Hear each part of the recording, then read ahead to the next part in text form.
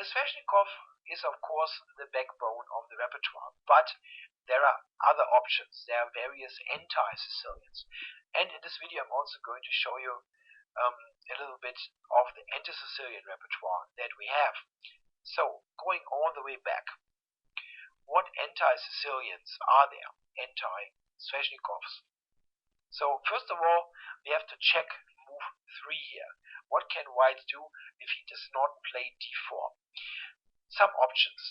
We look at some of the more obscure ones also in the course, but I'm going to show you 3 moves that you will encounter quite frequently, I think. Let's start with the rarest one, but one that is relevant in particular for club level play. That's the move d3. Some people play the Sicilian or fight the Sicilian with white by going for a King's Indian attack. They play with d3, and this move is actually very viable against 2e6, for example, where black has committed the e-pawn early on, but it is not very dangerous against our move order here because we have maximum flexibility now. I suggest to play with g6 in this position. g3, bishop g7, bishop g2, d6, castles, e5. And this is the first instance in this video where we meet the so-called Botvinnik setup. The Botvinnik setup is a combination of the moves c5 and e5. And this combination of moves we will see very, very frequently in the sidelines here, the sveshnikov, the sidelines that avoid the sveshnikov is what I'm trying to say. Why is this a good setup? The reason is that similarly to the sveshnikov, we put the pawns here in the center, and we prepare flank action. In the sveshnikov, you also often see f5 happening, and this is in fact also the case in the Botvinnik setup. After later knight e7 and castles, quite often f5 can be a good way to gain more space and gain some play on the king side. In general, we basically want to keep the center closed and play on the flanks. Sometimes you can also play on the queen side. It happens. Now, how does that continue? Often white goes with c3 here. Sometimes they play knight bd2, of course, but our setup is the same. We play knight e7 and we castle. Here with b4, we see the most interesting try for white. Some people even play knight d2 and rook e1 or something even slower, but you do the same thing every single time. You play sometimes h6, a bishop to e6, a queen to d7, and ultimately you try to play f5, or in some cases d5, while white doesn't have all that many active possibilities. This is a very good way to fight against the King's Indian attack. Many King's Indian attack players are actually trying to play those old main lines of the King's Indian attack, where they can play e4 and then e5 later. And of course we stop that like immediately. Here, after a6, knight d2, h6, we see the typical setup for black. Yeah, we play bishop e6 next, and here is a case where sometimes even b5 becomes a possibility, expanding on the queen side. This is a very nice way to combat the King's Indian attack, and something that I had great success with.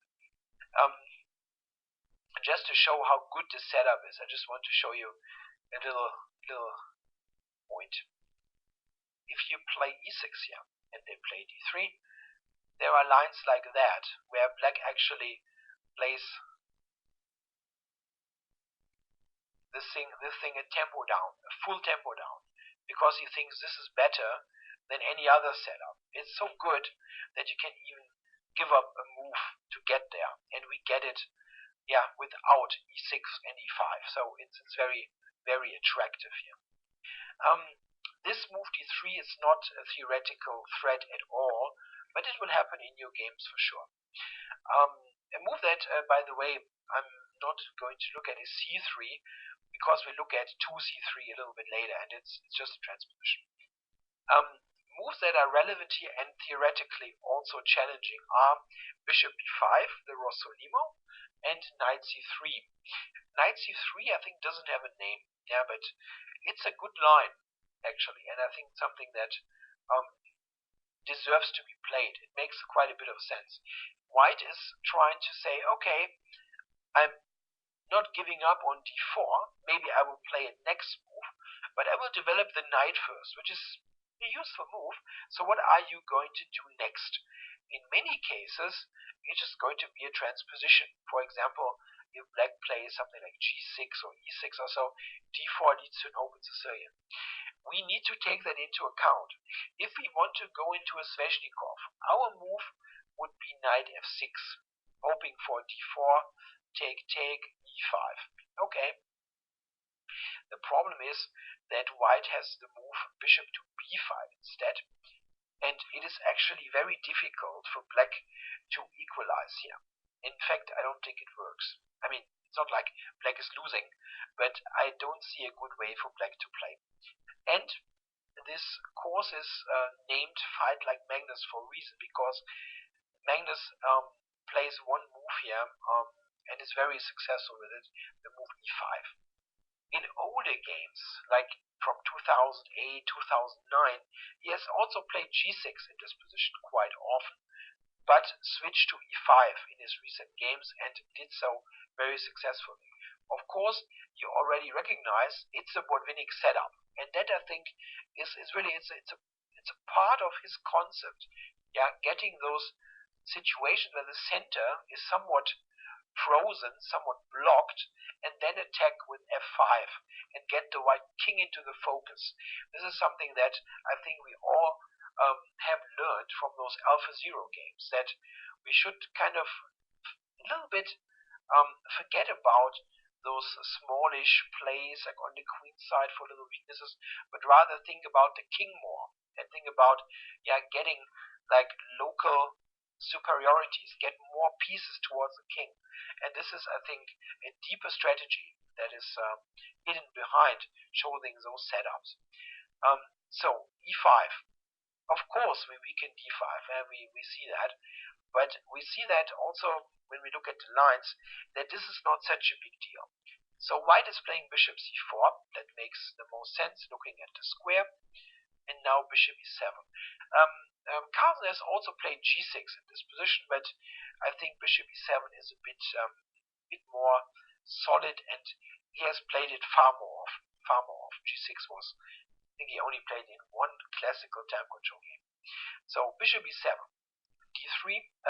By the way, knight f6 is not good due to knight g5. So bishop e7 first, d3, d6. So we're going to look at the move knight d2 first. And the idea is to quickly reposition the knight and connect it with the weakened d5 square.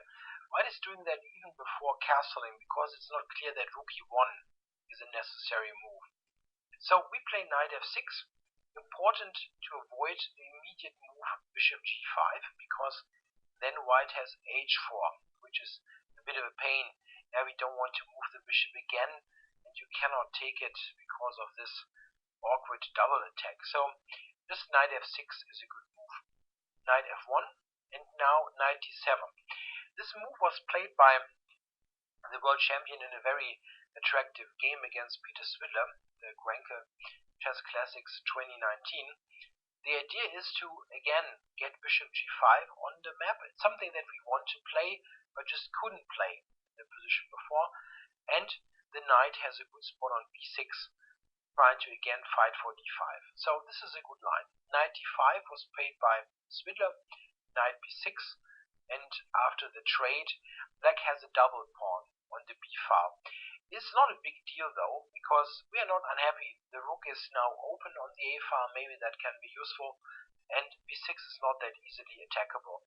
So c3, castles, knight e3, bishop g5. This is how the game continued. And here, black I think has fair chances. One idea that you always have to take note of is that after the bishop is traded, even against the knight, quite often you actually manage to play d5. If you imagine bishop e6 and d5 is possible after the knight is off the board. The other idea that is also part of this position is a later king h8 and f5. This is how Carlsen actually managed to win this very attractive game at the end. It's also included in the course as a full game because it's so attractive to watch. So this is a good strategy to play against the early knight d2. White can also castle first. That is a sensible decision. First, getting the king out of the center and stay flexible. We play knight f6, and here white has two completely different approaches. He can play something slow, like h3, a3, rook e1, moves like that have been tried, but this is not, I think, very threatening. In those cases, a quick bishop e6 is often a good idea.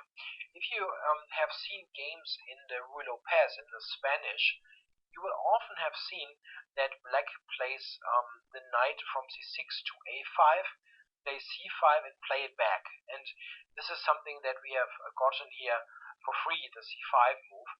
And also, in contrast to the Ruy, we haven't played a6 b5.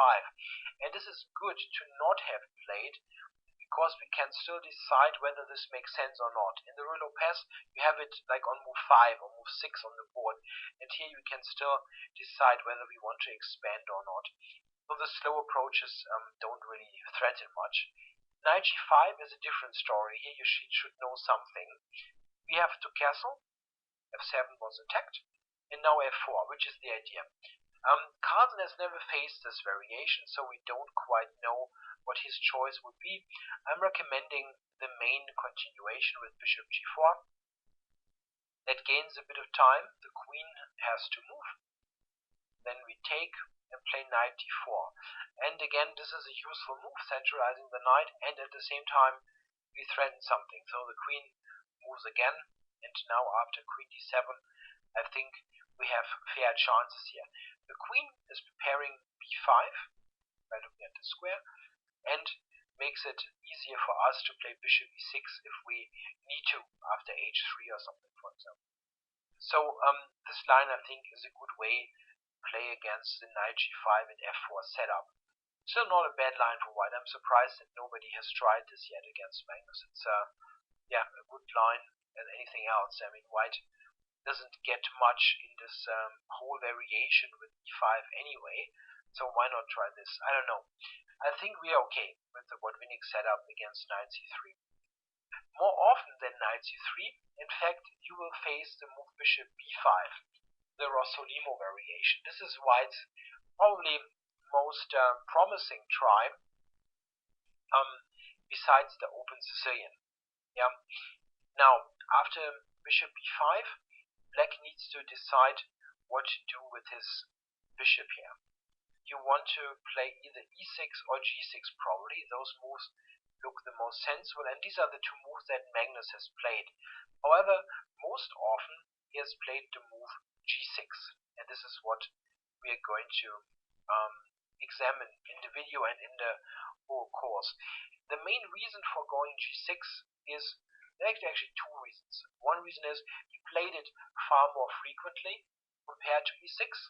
It's like a 9-to-1 ratio or so, and the move leads to position types that we have seen in other chapters in other areas of this repertoire, most notably e5, the Botvinnik setup that we have seen earlier, will be very frequently seen against the Rossolimo. So I think it fits very well. We have a somewhat common strategic concept behind the lines. White's idea with bishop b5 is to stay flexible.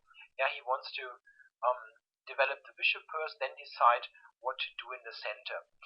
A very important decision for white is whether he wants to capture on c6 or not. And if he wants to capture, he usually does it right away. But the alternative is to castle. After castling, we play bishop g7. Unsurprisingly, looks like a very normal move. And now white usually chooses between two moves that are a little bit different. compare to one another. Rook e1, staying flexible, or c3. The idea with c3 is to play d4 quickly. Yeah, get the full center. And this is one of the lines that are actually quite popular in general, but never have been tried against the world champion. So we have to play a guessing game. I play e5 and suggest this for this repertoire. The idea is to get to a common structure. This is kind of pawn structure information we have seen a lot, the Botvinnik's pawn center. Now, it's also the sharpest move here in some way, because if white now plays something slow, something not very direct, we are not going to have any problem here. So something like d3, for example, we play knight e7, we castle, and then we even have a choice sometimes to push d5 in one move. This looks very attractive to me. Yeah? Black has no problem at all. It looks like a very comfortable position. You can even sometimes play for f5 in these kind of structures. So this is not dangerous at all, but still quite commonly seen, because the most challenging move is not super obvious. That's d4. It's a pawn sacrifice. We can take twice and we are a pawn up. Still, this is the only one that challenges us in some way. White plays bishop f4 here, and here we see white's idea. He's arguing that the way we played weakened the d6 square quite a bit, and he's true about that. Of course, he wants to put the bishop here and make this a very irritating piece. We have, however, I think, a good way to combat this, and it's a line that is not very frequently seen, but I think it is strong. We should play a6 first instead of knight g7. With a6, we force a commitment of the bishop, and he can go to a4 or c4 mostly, and this is the move that we're going to check here in the overview, bishop a4. After bishop a4, knight e7, bishop d6, we now see a difference to the variation with knight e7 before a6 being played, because now we can play b5 and bishop b7 quickly. So we will develop the queen side first, and we are ready to take care of this bishop on d6. And the way to do it is with knight c8. Now, the bishop has no good square to go to, because we will castle next, and bishop c5 doesn't work well due to d6. So what is white now going to do? If we can castle, we are definitely okay.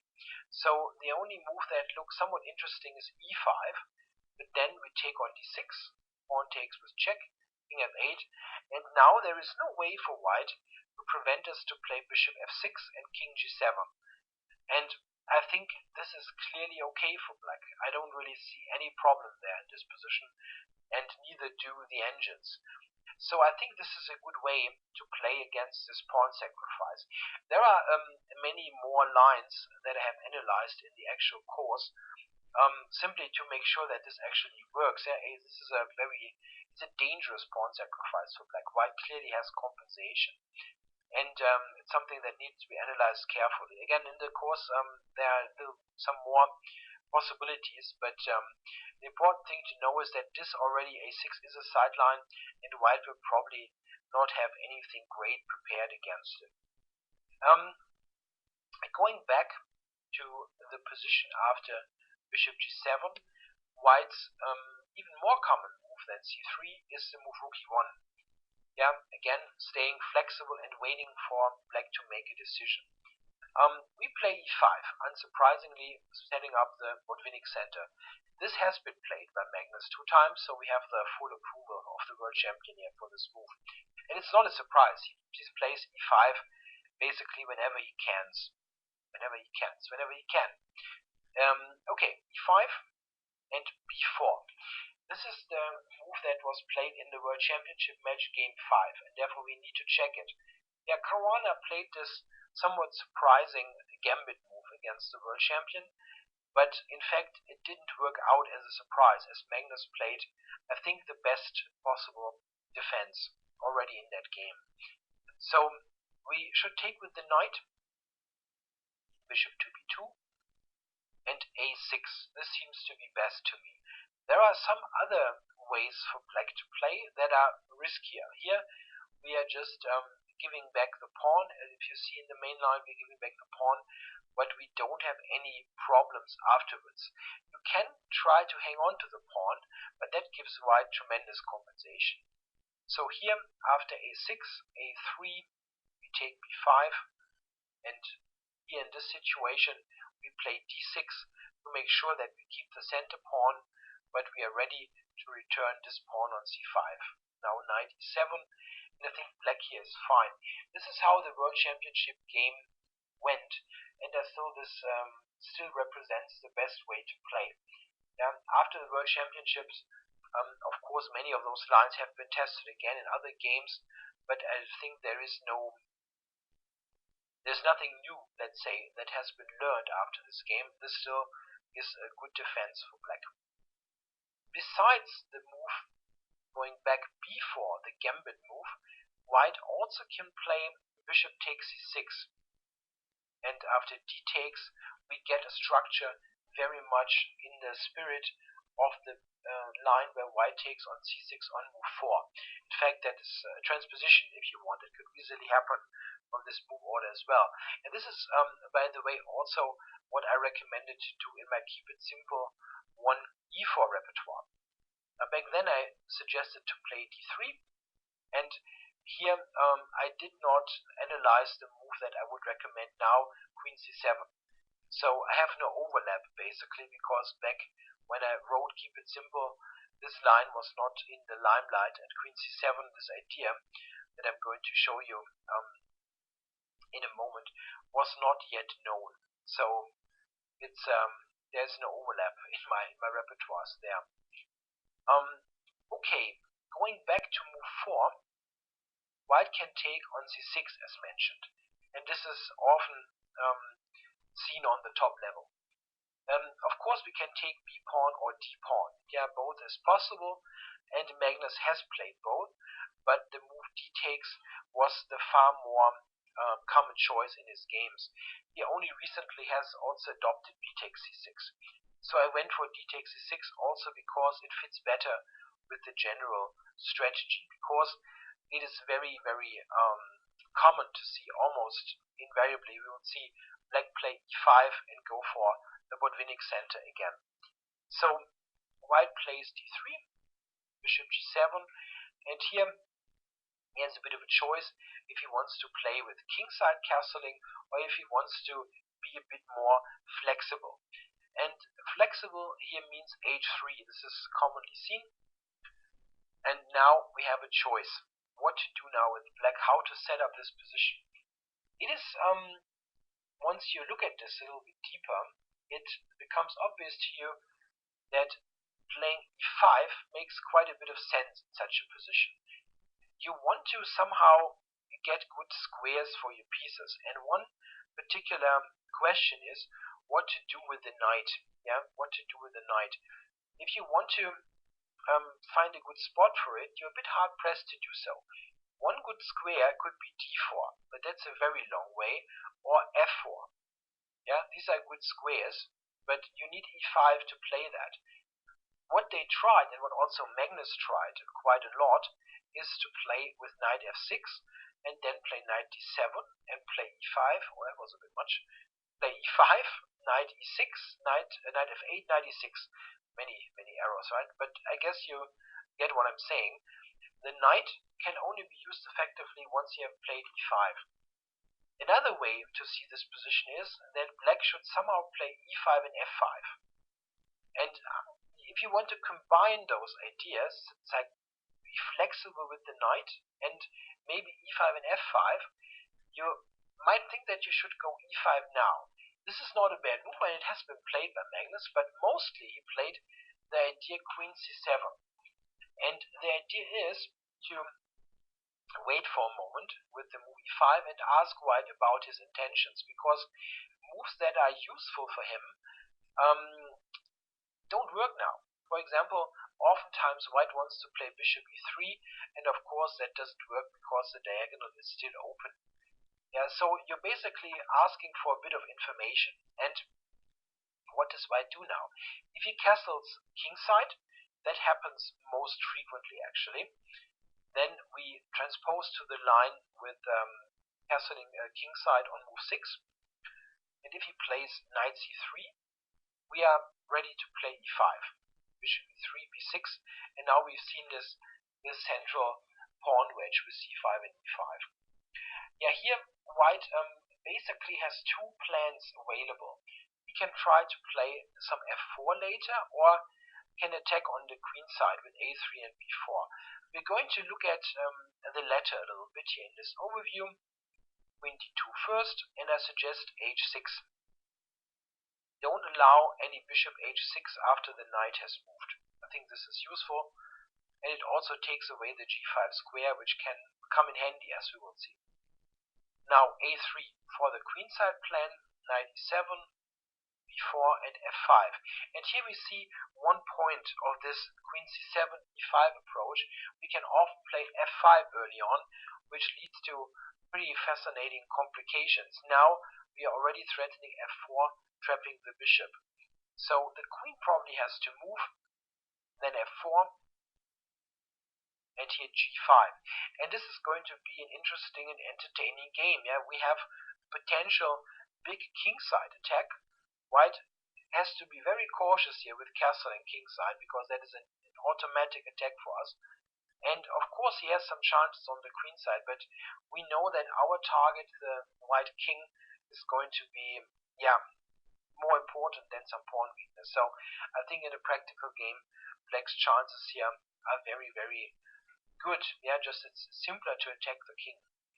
In most cases, white is going for castling kingside quite quickly.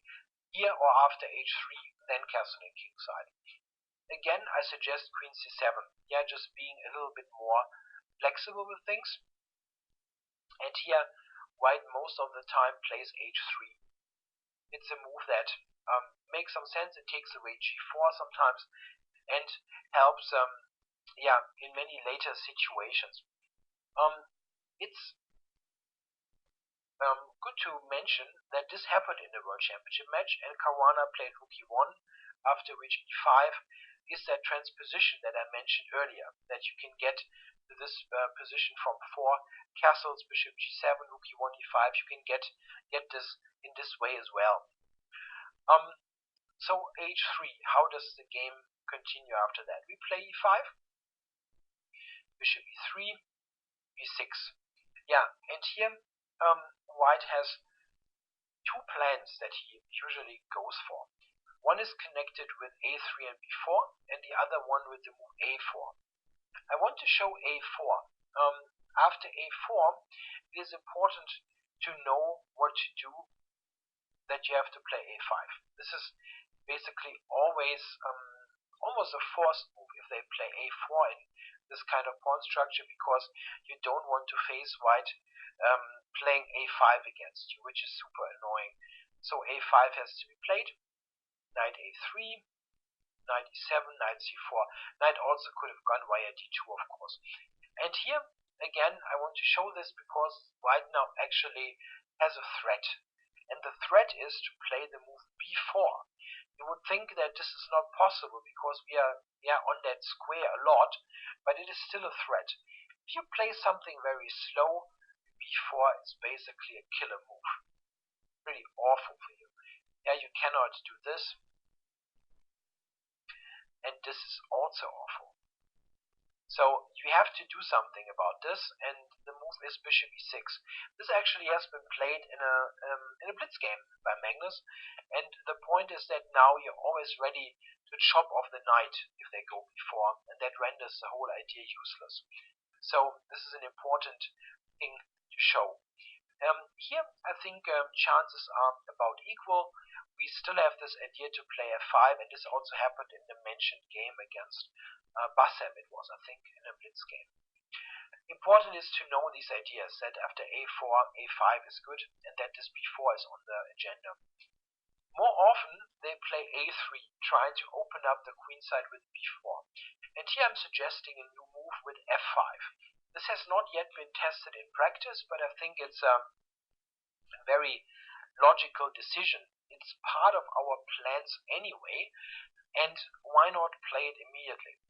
It leads to sharp complications, but I'm not going to go that deep now in this overview. It's analyzed quite extensively in the actual course on Chessable.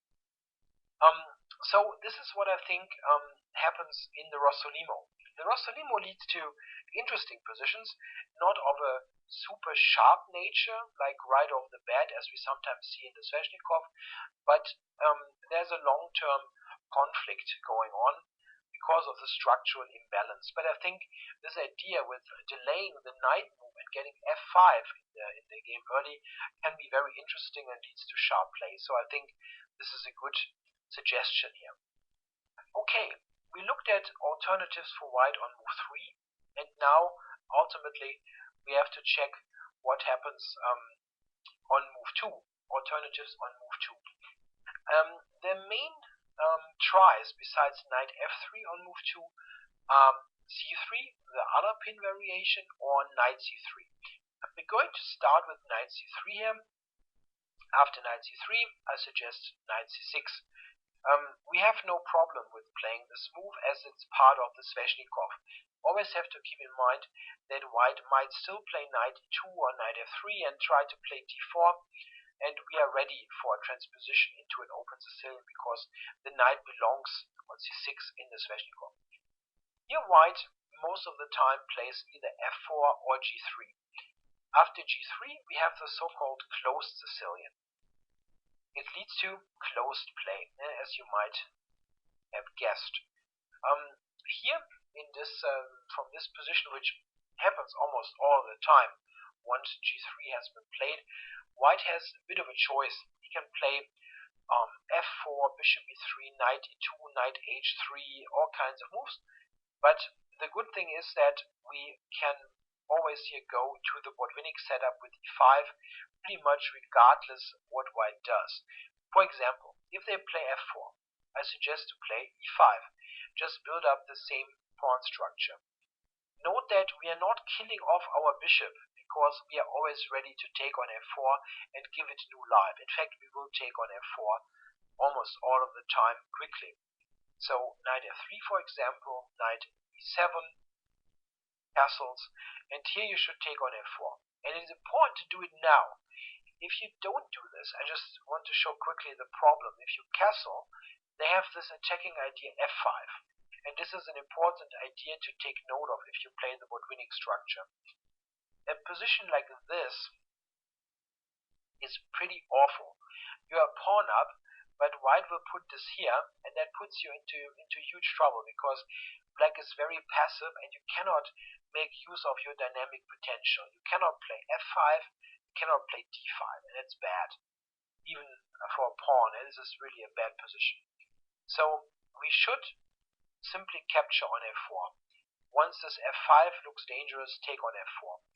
And here you don't have any problems at all. Here you can play b5 quickly, often even without rook b8, and I don't see any particular problem. I was surprised to see that you can play the Botvinnik basically no matter what, even against f4.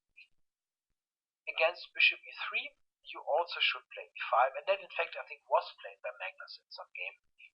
e5, queen d2, and knight d4. It's a good move to remember. The knight is nicely positioned here. It's quite annoying for white to play against it, so quite often they will move the c3 knight and play c3 to get rid of this piece on d4. So we go back to e6, and now we are ready to play the typical pawn pushes for the Botvinnik center, d5, f5, or both. Sometimes you manage both. Here, for example, if white plays bishop h6, one idea of the bishop e3 and queen d2 setup, you're ready to play f5, and this looks already, I think, good for black because we are threatening f4. It's almost a queen trap, you know. The queen is very low, very short of squares, so they will probably take, and then after knight takes, our position is definitely fine. We have an active game here. So the Botvinnik setup is a very good setup against the closed Sicilian and not, I think, difficult to play at all. The next system that we need to check after knight c6 is the f4 system, the so-called Grand Prix attack. We play again with a kingside fianchetto. It looks like the most logical move and is by far the main line. We don't have any Carlsen games to base our recommendation upon. He has never played against the Grand Prix, which kind of shows that it's not considered to be all that dangerous on the top level. So my suggestion here is to play with g6, and now white has a fundamental choice where to put this bishop. They play bishop c4 or bishop b5. Bishop c4, it does not have such a great reputation, and I think deservedly so. We play e6 and knight e7, and we are ready to push this pawn to d5 in one go. And this is already, I think, a somewhat questionable position for white. One important idea is that after d5 and the bishop moves again, we sometimes even have knight a5 to win the bishop pair. White sometimes tries pawn sacs with f5, but it doesn't really work. So I think this is a good line for black. More dangerous is bishop b5, because here we can actually make a mistake right away. If you don't play the right move now, you're going to be in some trouble, most likely. The best move here by far is to play knight to d4 and avoid the double pawn. This is important. If you don't do this and play something else, let's say you play d6 for example, then white will take, and then you get a position that looks a little bit like the Rossolimo, but white has f4 already played. And very often this leads to attractive attacking games for white with later castles, queen e1, queen h4, f5, and that can be very dangerous. You really lack a knight coming to d4, and this is why the immediate knight d4 should be played. This is by far the best move. White usually castles, we play a6, push the bishop back, and now d6. Simply continue to build up this structure here, and bishop g4 now is an idea. So white usually takes, and here, importantly, we take with the pawn. Bishop takes not terrible, but this is just it's a quicker development to take with the pawn. Knight e2, and now knight f6. We intend to get this to c5 and have a good position. White cannot really take on d4 because we win a piece. Yeah, that's an important little point. So here we are completely fine. But note that this is the only good way to play against the bishop b5 variation in the Grand Prix. This is why the Grand Prix is dangerous on the club level, because people sometimes just don't know this. They play d6 or a6 or whatnot, and then white gets a good game. It's a huge difference. Knight d4 is arguably fighting for an advantage already, and the other moves are bad for black. A similarly looking line is actually this one. Knight c3, knight c6, bishop d5. It doesn't have a name as far as I know. Our concept here is in some way similar. Knight d4. Don't allow him to take and then play f4. That could even transpose. So a move like g6 is not advisable. Play knight d4. Bishop c4. And now I suggest to play knight to f6. This move was played by Magnus in a game, so we happily adopt it. The idea here is to later get e6 and d5 and win another additional tempo on that bishop on c4. There's only one thing that you need to know here, and that is the following. White is usually playing knight e2 or knight f3. It can lead to the same thing. You go e6, white castles, and now you cannot play d5 because this runs into a pretty amazing trap. I'm going to show you why. d5 is bad because he takes, and now white amazingly can play knight takes d5, which is a real shocker. So why does that work? Knight takes d4, pawn takes, and now queen to h5. And the problem is you cannot move the knight because of mate, and after bishop e6, rook e1, you have no way to save this and save this, because it's a threat, this is a pin. So this is winning. White is winning here. So this is an amazing trap that you have to avoid. And you can avoid it by playing the move a6 here. This is useful in many ways. It also prepares b5. Importantly, if white now plays a4, which happens most of the time, then d5 works, because now after takes, white cannot take, because the difference is we have this, check, bishop e6, queen h5, bishop e7, rook takes, knight f4, and now we see the point.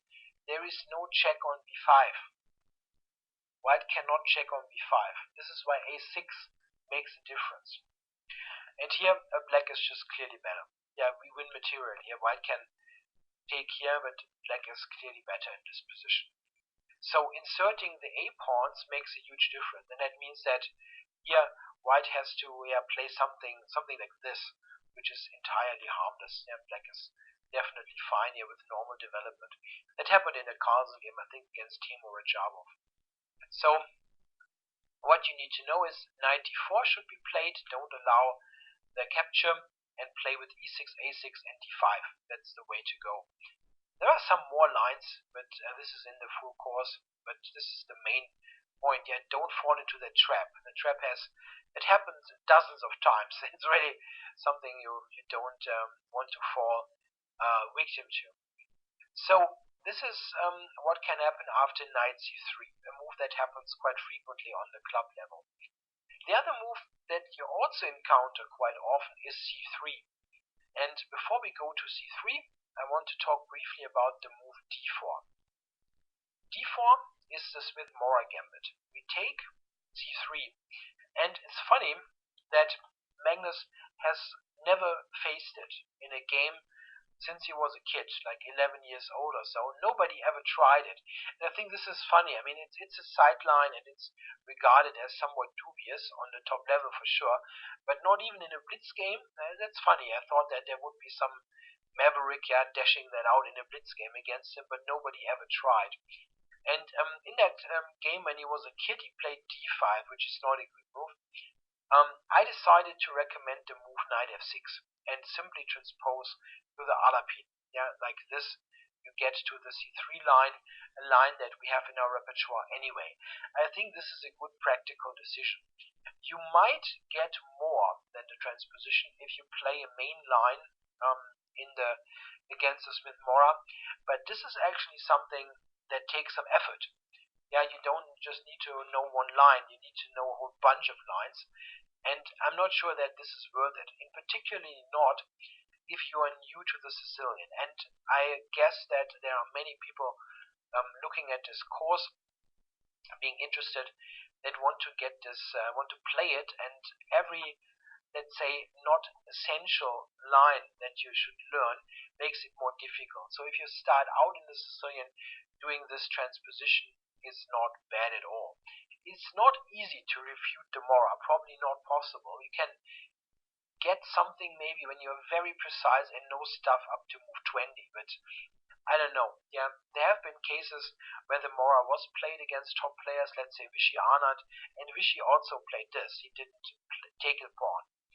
So against the Smith-Morra, I just recommend, don't take the pawn and transpose what we play against the other pin. Now, that's the other pin, c3, and I suggest to play knight f6. Magnus has played both main lines, knight f6 and d5, but in recent years his preference was clearly for knight f6. So e5, knight d5, and now white plays a combination of the moves d4 and knight f3. And there are some small differences between all of those options. You can play d4 right away, but I'm going to cover those lines after knight f3, knight c6 first, and then d4. It's mostly just a transposition. If white plays d4 here, we take, and for example, something like this is something that we're going to look at in a minute, because those two moves are so natural and they will be played anyway. So the main line move order here, knight f3, knight c6, and now white usually goes d4, or sometimes he plays the move bishop c4. Something that we can check. We play knight to b6, bishop b3, and d4. This is important. After d4, white is more or less forced to take en passant. The move d4, which doesn't look all that terrible at first, is not convincing because we take and we play bishop g4. This is more or less the same pawn structure that you see in a Caro-Kann opening advanced variation, where e4 c6, d4 d5, e5 bishop f5. But this is a much better version for black because we are on g4 instead of f5, which is an accomplishment. It's better to have the spin, and we have played c5 obviously on move 1 in one go. In the Caro, you need two moves. Okay, we have played knight moves, but the knight is not bad on b6. In the Caro-Kann that often is happening as well, that recouping. So this is very good for black already. It's much better and almost always played to take on d6. We take with the queen, castles, and bishop e6. This is one key concept. The bishop on b3 is white's best piece. We want to get rid of it. And this is a good way to do it. Use the queen position here on d6.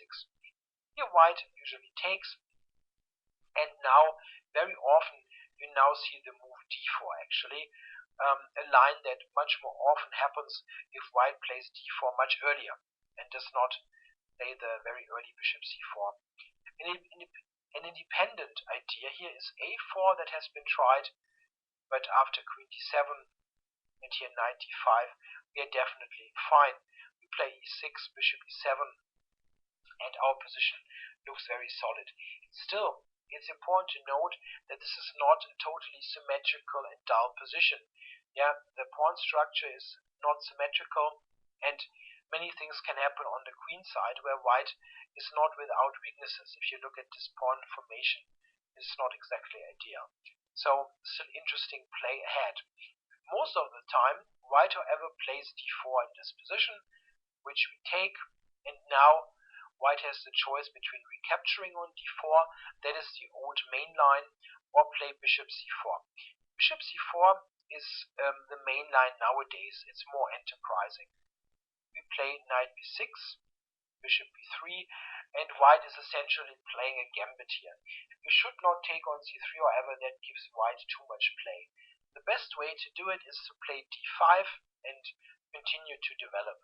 Here we see a possible transposition. Yeah, if white now takes bishop g4, we see this comfortable line for black that we have examined like 2 or 3 minutes ago, that favorable version of the Caro. It's still played quite often. It's surprising to me because it's quite clear that black should be fine. Most of the time, however, white takes, queen takes, and now white most of the time castles. There's also knight a3. We cover all this in the full course, all those sidelines. Castles and bishop e6. That is the way to go. If possible, get rid of that bishop. Here white's old main line was to take on e6, but that feels harmless. They mostly try knight a3 nowadays, gambit style. We should take, and now take on c3.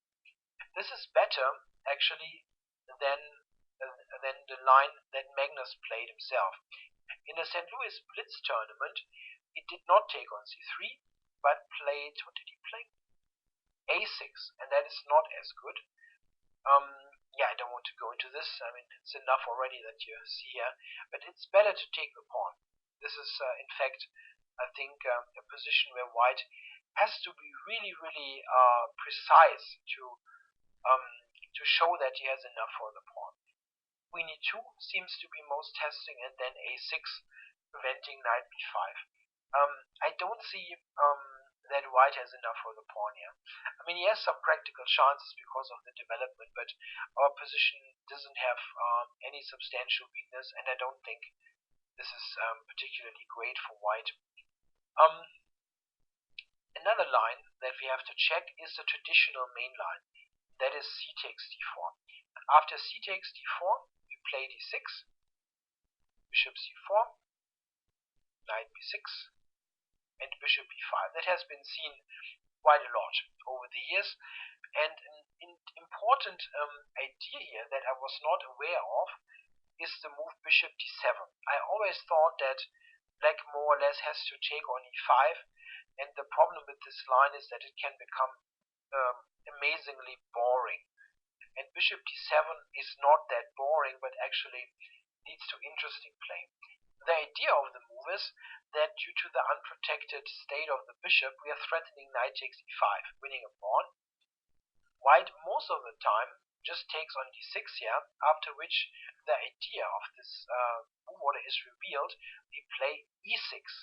We don't recapture, but rather want to gain this back more conveniently with the bishop. And this has been played in a blitz game, I think it was, or was it a rapid game? Against Karjakin Carlsen. Bishop g5, f6, bishop h4, and the pawn is finally regained. This is an important point as well, this knight b4 jump. This way we connect both knights to the square and maybe even manage to trade the light squared bishops. This is an interesting, very interesting pawn structure, I think. We have an IQP position. It's a little bit uncommon to have f6, but at least that makes sure that nothing comes to e5. This is a tense position where you can easily play for a win. It's not better for black, but it's tense. It's more interesting than the other variations.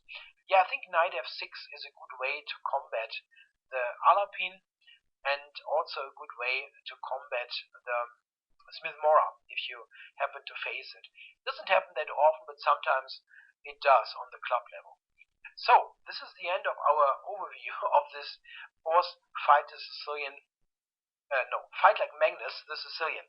I'm sorry, that is a long video. And I hope you enjoyed the overview, and you will also check out the course itself on Chessable.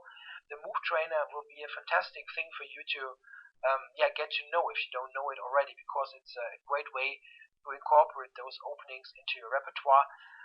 It also contains all the lines not shown here because I couldn't show everything, of course.